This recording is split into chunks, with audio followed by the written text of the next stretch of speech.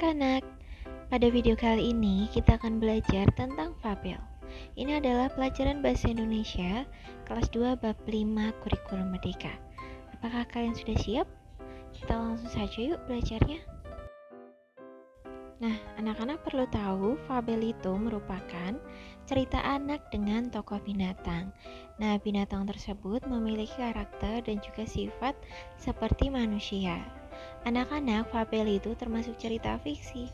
Apa itu cerita fiksi? Yaitu cerita yang tidak benar-benar terjadi atau tidak nyata. Nah, anak-anak, di dalam fabel itu terdapat unsur-unsur. Nah, unsur-unsur fabel yang pertama ada tema, kemudian tokoh, alur, watak, latar, dan juga amanat. Nah, kita akan bahas satu persatu.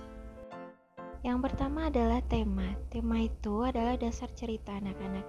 Contohnya tema persahabatan. Jadi cerita ini tentang persahabatan seperti itu. Unsur yang kedua adalah tokoh. Anak-anak, tokoh itu adalah pelaku dalam cerita. Nah, tokoh pada fabel adalah binatang. Unsur yang ketiga adalah alur. Alur merupakan urutan jalannya cerita. Jadi ada alur maju, alur mundur, dan juga alur campuran. Unsur yang keempat adalah watak. Nah, anak-anak, watak itu merupakan sifat dari tokoh. Nah, misalnya watak baik itu jujur, suka menolong, kemudian watak buruk itu pemalas, tidak sopan, sombong. Unsur selanjutnya adalah latar. Anak-anak, latar itu merupakan keterangan tentang suasana, tempat, dan juga waktu cerita.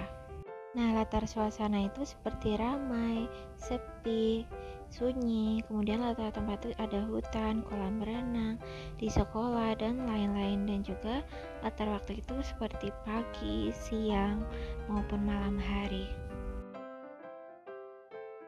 Unsur yang terakhir adalah amanat. Anak-anak, amanat itu adalah pesan yang disampaikan dalam cerita.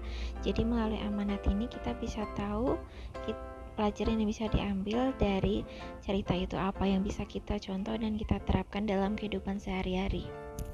Tentu saja kita harus meniru contoh yang baik dan juga membuang contoh yang buruk.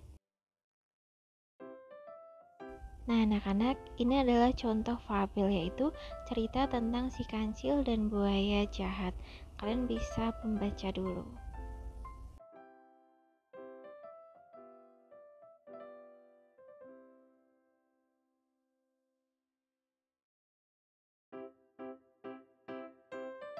Dari cerita tersebut, kita dapat belajar bahwa kita itu harus selalu berpikir cerdas dan tidak mudah percaya pada orang lain. Terutama jika orang itu memiliki niat buruk, kita harus berhati-hati. Nah, sekian pembelajaran kita kali ini. Semoga dengan video ini kalian bisa lebih paham ya. Sampai jumpa di video berikutnya. Tetap semangat belajar ya anak-anak.